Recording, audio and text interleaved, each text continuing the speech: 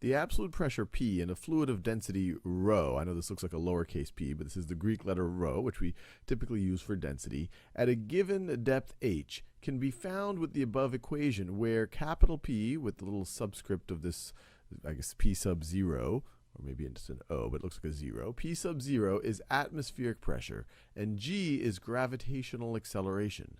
Which of the following is the correct expression for the depth in terms of the absolute pressure, atmospheric pressure, fluid density, and gravitational acceleration?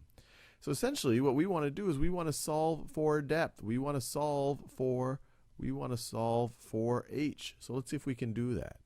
So we have P is equal to P sub, I'll call this P sub 0, plus rho times G times h.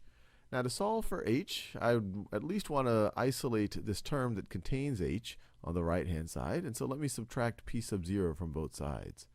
So subtract P sub 0, subtract P sub 0. And then on the left-hand side, I have capital P minus P capital P sub 0 is equal to, those are going to cancel out.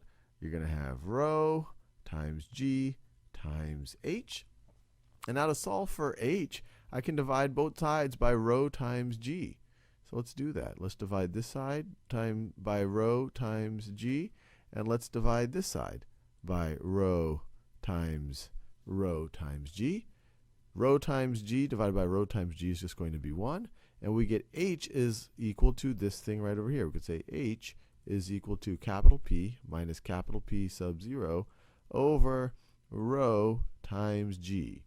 And that is the first choice right over there.